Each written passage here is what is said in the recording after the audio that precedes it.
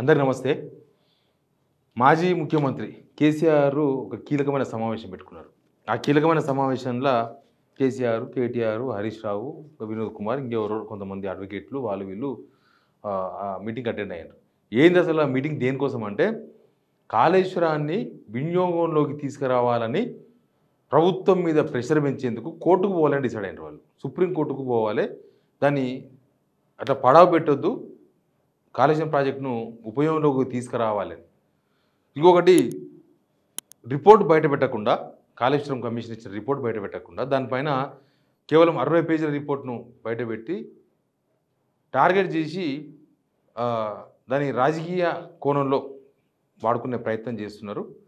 దానికోసం ఈ ప్రచారాన్ని 1,00,000 కోట్లు అవినీతి జరిగిందని ప్రచారం చేస్తున్నారు. దీన్ని తిప్పికొట్టేందుకు కూడా సుప్రీంకోర్టుకు పోవాలి. ఆ కమిషనర్ రిపోర్ట్ పూర్తిగా బయట పెట్టాలని డిసైడ్ అయ్యారు. అసలు ఏం జరుగుతుంది? కోర్టుకు పోల్చిన ప్రభుత్వం ఏమో దాచిపెడుతుంది, మా మీద అభాండాలు వేస్తున్నారు. అసలు దీని ఏంటిది, మా మీద ఎందుకు అభాండాలు వేస్తున్నారని అడగాల్సిన వాళ్ళేమో కోర్టుకు పోతామంటున్నారు. అన్ని విషయాల మీద మాట్లాడదాం. ఈ వీడియో మీకు నచ్చితే ఖచ్చితంగా సబ్స్క్రైబ్ చేసుకోండి. సబ్స్క్రైబ్ చేయని వాళ్ళు వీడియో షేర్ కూడా చేయండి నలుగురికి. ఇక సబ్జెక్ట్లోకి పోతే మీకు అందరికీ తెలుసు కాళేశ్వరం మీద ఏం జరుగుతుందనేది మినిట్ టు మినిట్ తెలంగాణ మొత్తం అప్డేట్ అయింది. కాళేశ్వరం కమిషన్ రిపోర్ట్ ఇచ్చి 31 తారీఖు నాడు ఇచ్చిండ్రు. 10 రోజులు కావస్తుంది. కానీ ఇప్పటిదాకా రిపోర్టు బయట పెట్టలేదు. మొత్తం 665 పేజీల రిపోర్టును దాని 60 పేజీలు మాత్రమే కుదించి 665 పేజీలో ఉన్న సారాంశాన్ని 60 పేజీలు కుదించిండ్రా, లేకపోతే దానిలో ఇంపార్టెంట్గా ఏమేమి ఉన్నాయో ఇష్యూలు అక్కడ కేసీఆర్, కేటీఆర్, హరీష్ రావు వీళ్ళ పేర్లు ఉన్న కాడికి మాత్రమే తీసి దాన్ని మాత్రమే ప్రచారం చేసిండ్రా, పబ్లిక్లో ఇచ్చిండ్రా, ఏమైందో తెలియదు. కానీ సంథింగ్ ఆ రిపోర్ట్ ఒకటి దాచారు. అంతకన్నా ముందు అసలు ఈ రిపోర్ట్లు విచారణ దీనికన్నా ముందు అసలు కాళేశ్వరం ప్రాజెక్టును వినియోగంలోకి తీసుకురావడానికి ప్రభుత్వం ఎట్లాంటి ప్రయత్నాలు చేస్తలేదు. 10 నెలలకు ఒకసారి దాని డిజైన్స్ ఏదో అవుతున్నాయని, డిజైన్స్ కోసం టెండర్లు పిలిచారని, డిజైన్స్ ఫైనల్ చేస్తున్నారని, పునరుద్ధరణ కోసం ఒక కమిటీ వేస్తున్నామని, లేకపోతే ఎన్డీఎస్ఏ రిపోర్ట్ను స్టడీ చేయడానికి ఇంకొక కమిటీ వేస్తున్నామని, ఇట్లా చాలా అప్డేట్స్ చెప్తున్నారు తప్ప అసలు ఒక్క అడుగు కూడా ముందుకు పడతలేదు. ఓలా ఒక్క అడుగు ముందుకు పడినా కూడా ఎన్డీఎస్ఏ రిపోర్ట్ ఇచ్చి కూడా ఆల్మోస్ట్ 4-5 నెలలు అయింది. అంటే కరెక్ట్గా సమ్మర్లో వీళ్ళు దాన్ని రిపేర్ చేసే అవకాశమో లేకపోతే కనీసం ఒక అంచనా వేయడమో, ఆ ప్రాజెక్టును ఏం చేయొచ్చు, ఇప్పుడు వరద వస్తుంది, ఫుల్గా నీళ్ళు పోతున్నాయి, 1,40,000 క్యూసెక్లు నీళ్ళు పోతున్నాయి. అసలు ఆ నీళ్ళు పోతుంటే మొన్న కోర్టుకు పోయారు. చెరుకు సుధాకర్ గారు ఉంటారు, ఉద్యమకారుడు, నల్గొండ జిల్లా. ఆయన హైకోర్టుకు పోయాడు. హైకోర్టుకు పోయి నీళ్లు ఫుల్గా పోతున్నాయి, వరద వస్తుంది గోదావరిలో, ఈ మేడిగడ్డ బ్యారేజు జాగ్రత్తలు ఏం తీసుకున్నారు, అసలు గాలికి వదిలేసారు దాని అని చెప్పేసి కోర్టుకు పోయాడు ఆయన. కోర్టుకు పోతే కోర్టు ప్రభుత్వానికి నోటీస్ ఇచ్చింది. అసలు మీరు ఎట్లాంటి జాగ్రత్తలు తీసుకున్నారు, అన్ని నీళ్ళు వరద పోతున్నప్పుడు ఆ బ్యారేజ్ను తట్టుకోనికే, ఆ బ్యారేజ్ ఆగడానికి, ఆ బ్యారేజ్కి డ్యామేజ్ కాకుండా ఉండడానికి.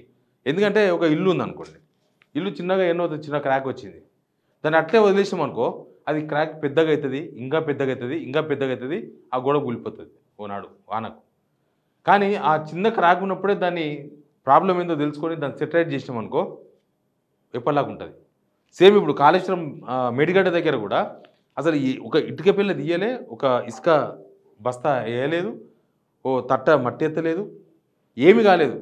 అప్పుడు ఎట్లా ఉందో అప్పుడే ఉంది. ఇప్పుడు ఆర్ఎస్ ప్రవీణ్ కుమార్ మాట్లాడుతుంది చూడండి. ఆర్ఎస్ ప్రవీణ్ కుమార్ ఏమంటున్నారు, చాలా సంచలనమైన ప్రెస్ మీట్ పెట్టింది దానిపైన. అసలు దీని వెనుక రేవంత్ రెడ్డి, కిషన్ రెడ్డి, బండి సంజయ్ ముగ్గురు కలిసి కుట్ర చేసి దీన్ని పడగొట్టిర్రేమో, మొదలై 20 మంది ఆంధ్ర కాంట్రాక్టర్ ఉన్నారని చెప్పి రాజగోపాల్ రెడ్డి మాట్లాడుతున్నాడు, రేవంత్ వెనుక ఉన్నారని మాట్లాడుతున్నారు. అసలు వీళ్ళందరూ కలిసి ఏం చేసిండ్రు, దాన్ని కూల్చేసిండ్రా, బాంబు పెట్టి పేల్చిండ్రా, అసలు దాని మీద ఇప్పటిదాకా ఎందుకు విచారం చేయలేదు, ఒక సిట్ వేయండి. సిట్ అంటే ఈ మధ్య జరుగుతుంది కదా ఫోన్ ట్యాపింగ్ మీద, అట్లాంటిది ఒక ఆఫీసర్స్తో సిట్ వేయండి. సిట్ వేస్తే విషయాలు ఎందుకు బయటకు తెలుస్తాయి. అసలు అట్టెట్లా సౌండ్ వస్తుంది, కుంగిపోతే సౌండ్ వస్తుందా, కుంగిపోతే అది ఒక పిల్లర్ దగ్గర ఏదో బాంబు పెట్టిండ్రు వీళ్ళు, లేకపోతే ఏమైనా భూకంపం వచ్చిందా, అసలు దాని మీద ఎందుకు సిట్ వేయకూడదు, దాని మీద ఎందుకు ఇన్వెస్టిగేషన్ చేయలేదు ఇప్పటివరకు కూడా ప్రభుత్వము. ఆ మహదేపూర్ పోలీస్ స్టేషన్లో కేసు పెడితే ఇప్పటిదాకా ఎందుకు విచారణ జరగలేదని ఆయన క్వశ్చన్స్ రేజ్ చేసిండు. అంటే దాన్ని కూల్చివేత వెనుక వీళ్ళు ఏదో కుట్ర చేసినారేమో, వీళ్ళ ఫోన్ లిస్టులు, కాల్ లిస్టులు, అప్పుడున్న ఏంటి ఉన్నాయో అవన్నీ పరిశీలిస్తే ఏమైనా తెలుస్తుందేమో అని ఆయన ఒక అనుమానం వ్యక్తం చేసిండు. అట్లా దాన్ని ప్రభుత్వం అసలు ఈ ప్రభుత్వాన్ని ఇప్పుడు కాళేశ్వరం విషయంలో ప్రజలు కానీ రైతులు కానీ వీళ్ళు చెప్పే విషయాలను నమ్మపోనికి ప్రధానమైన కారణం కూడా అదే. వీళ్ళు దాన్ని వినియోగంలోకి తీసుకొచ్చి మిగతా విషయాలు మీరు విచారణ కమిషన్ ఆల్రెడీ ఇచ్చారు కదా! దాని రిపోర్ట్‌లు ఇవున్నాయి, అవున్నాయి. దీన్ని మొత్తం కేసీఆరే ఉన్నాడు, కేటీఆరే ఉన్నాడు, హరీష్ రావే ఉన్నాడు, ఈటెల ఉన్నాడు. వీళ్ళే ఉన్నారని చెప్తే కొద్దిసేపు నమ్మేవాళ్ళు. వీళ్ళు ప్రాజెక్ట్ బాగా చేసినారు కదా! రిపేర్ అయింది కదా! రిపేర్ చేసిర్రు కదా అని. కానీ వీళ్ళ ఉద్దేశ్యం ఏందంటే దాన్ని రిపేర్ చేసిరనుకో, వీళ్ళు ఇన్ని రోజులు మొత్తం అది 1,00,000 కోట్లు గోదావరిలో పోసినారు, 1,00,000 కోట్లు ఆడ పోసినారు. అసలు మొత్తం కాళేశ్వరం ప్రాజెక్ట్ కుంగిపోయింది, కూలిపోయింది అనేటివి ఇంకా చెప్పనికి ఆస్కారం ఉండదు. గతంలో చెప్పినారు కదా ఇవన్నీ కూడా. మొన్న ఇప్పుడు కూడా చెప్తున్నారు. ఇప్పుడు రేవంత్ రెడ్డి గారు ఆగస్టు 15 ప్రసంగంలో కూడా చెప్పిర్రు లాస్ట్‌కి. 1,00,000 కోట్లు గోదావరిలో పోసేసిండ్రు అని. అది ఏం లెక్కనో ఎవరికి అర్థం కాదు. ఇప్పుడు ఎల్లంపల్లికి నీళ్ళు పోస్తున్న పంప్ హౌజులు, ఆ నీళ్లు పోతున్న టన్నల్సు, తర్వాత రిజర్వాయర్లు మల్లన్న సాగరో లేకపోతే ఆ పైన ఉన్న కొండపోచమ్మ ఇవన్నీ ఈ రిజర్వాయర్లు అవన్నీ కాళేశ్వరంలో భాగమే. కుంగింది కేవలం మేడిగడ్డలో 2 పిల్లర్లే. కానీ వాళ్ళు మొత్తంగా కాళేశ్వరమే పనికిరాదు, కాళేశ్వరం లేకుండా మేము 1,00,00,000 ఎకరాలు పండించినాం ఇట్లాంటి విషయాలు చెప్పడంతోన దాన్ని మరుగున పడేస్తున్నారు అనేది క్లారిటీ వచ్చింది. ఇప్పుడు కేసీఆర్ వాళ్ళు ఏమంటున్నారు, యాక్చువల్గా ఈ రిపోర్ట్ విషయంలో చాలా తమాషా నడుస్తుంది. రిపోర్ట్ బయట పెట్టి అసలు దానిలో దోషులు ఎవరో, దానిలో ఏం చేసినరో, ఏం జరిగిందో, వీళ్ళు చెప్పింది ఎంతవరకు నిజమో ప్రభుత్వం బాధ్యత. కానీ ప్రభుత్వం ఏం చెప్తలేదు. యాక్చువల్గా ప్రతిపక్షం ఇప్పుడు బీఆర్ఎస్ అప్పుడు గవర్నమెంట్ నడిపించింది, కాళేశ్వరం వాళ్ళ మీద వేసారు కదా. యాక్చువల్గా బీఆర్ఎస్ వాళ్ళు భయపడాలి. ఇక్కడ రివర్సు, బీఆర్ఎస్ వాళ్ళే మాకు రిపోర్ట్ బయట పెట్టండి, పబ్లిక్లో పెట్టండి అని రివర్స్ అడుగుతున్నారు.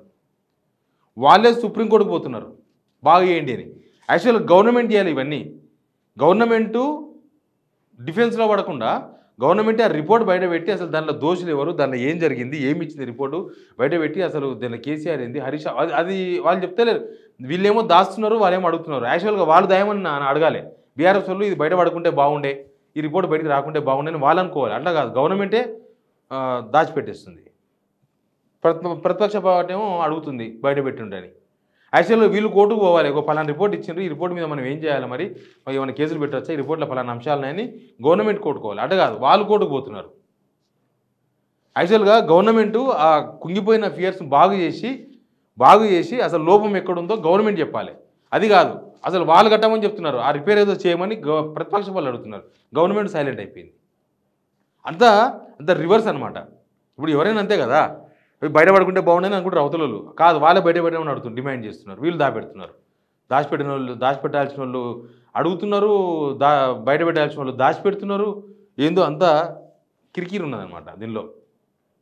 ఇంకా ఇప్పుడు సుప్రీంకోర్టుకు సరే, ఒకవేళ ఇప్పుడు రేవంత్ రెడ్డి ఏమో గవర్నమెంట్ ఏమో దీనిలో కంప్లీట్గా పొలిటికలైజ్ కనిపిస్తుంది మనకు. వాళ్ళు అసెంబ్లీలో పెడతామని చెప్తున్నారు, అసెంబ్లీలో చర్చ జరగాలి, అసెంబ్లీలో చర్చిస్తామంటున్నారు. జనాలకు తెలియనికే ఆ రిపోర్ట్ బయట పెడితే తప్పే ఉంది. అసెంబ్లీలో చర్చ జరపండి. మీరు అసెంబ్లీ ఎప్పుడు పెడతారు?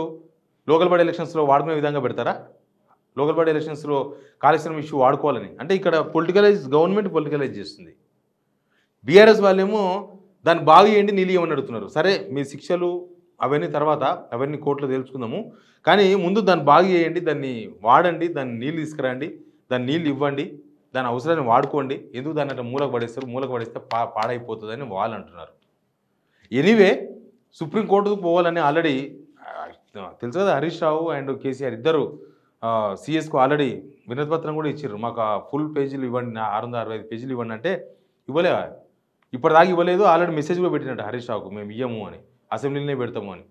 అదేందో దానిలో మసాలా ఉంటే దానిలో మీరు చెప్పిందే 60 పేజీలు ఉన్నాయో 60 పేజీలు ఉన్నదో పేపర్లో రాపిచ్చిరో ఏం జరిగిందో తెలియదు. కానీ దానిలో ఏముందో ప్రజలు తెలుసుకోవాల్సిన అవసరం.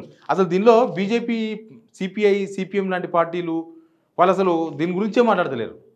అడగాలి కదా. అంటే 1,00,000 కోట్లు అవినీతి జరిగిందని మీరే చెప్తారు, మొత్తం కూలిపోయింది కుంగిపోయిందని మీరే మాట్లాడతారు. ప్రధానమంత్రి లాంటి వాళ్ళు వచ్చి మాట్లాడినరు. కమ్యూనిస్ట్ పార్టీలు అయితే మొత్తం ఉరేయాలన్నారు. అసలు సిపిఐ ఎమ్మెల్యే ఆయన అయితే అసలు దానికి వదిలేసేయరు, దానికి కట్టాల్సిన అవసరం లేదు, దాన్ని ఇంకా ముట్టుకోకనరు, ఇంకా పోతే పోని కొట్టుకపోనని మాట్లాడినరు. మరి అట్లాంటి వాళ్ళు ఈ రిపోర్ట్ వచ్చిన తర్వాత ఆ రిపోర్ట్ను అడగాలనే లేదా ప్రతిపక్షాలు? అంటే గవర్నమెంట్ ఏం చేస్తే అది కరెక్ట్, గవర్నమెంట్ వైపే ఉండాలనుకుంటున్నారా వీళ్ళు ఏం జరిగిందో, మరి వీళ్ళు చేసిన ఆరోపణ నిజమా అబద్ధమా కనీసం చూడనికైనా రిపోర్ట్ అడగాలి కదా. ఎవ్వరు అడుగుతలేరు. బీఆర్ఎస్ వాళ్ళు అడుగుతున్నారు. ఇదే తమాషా, తెలంగాణలో వస్తున్న తమాషా ఏంటంటే దాన్ని అసలు బయట పెట్టుకుంటే బాగుండని కోరుకునే బీఆర్ఎస్ ఏమో బయట పెట్టమని అడుగుతుంది. వీళ్ళు మొత్తం ఆరోపణలు చేసిన వాళ్ళు 1,00,000 కోట్లు తినారని చెప్పిన వాళ్ళు ఇది మొత్తం కూలిపోయింది కుంగిపోయింది ఇంకెక్కడ ఉంది కాళేశ్వరం అనతలేమో సప్లై చేస్తలేరు. అడగాలిగా బీజేపీ కూడా బాధ్యత ఉంది కదా. సెంట్రల్ గవర్నమెంట్ ఎన్డీఏసీ రిపోర్ట్ ఇచ్చింది, అన్ని దానిలో ఉన్నాయా లేవా చూసుకోవాలి కదా తీసుకొని. మళ్ళీ ఎందుకు అడుగుతలేరో అది వాళ్ళకే తెలవాలి. ఇది ఏమన్నా బ్రహ్మరహస్యమా? కానీ భలే తమాషా నడుస్తుంది కాళేశ్వరం విషయంలో. బట్ కాళేశ్వరం మీద సుప్రీంకోర్టుకు పోతే మరి సుప్రీంకోర్టు ఏమైనా కట్టమని చెప్తే కడతారా? అప్పుడు రేపు కోర్టు చెప్తే తప్ప గవర్నమెంట్ కదిలేటట్లేదు, గవర్నమెంట్ కట్టేటట్లేదు. మరి చూద్దాం ఏం జరుగుతుందో. Please subscribe signal TV.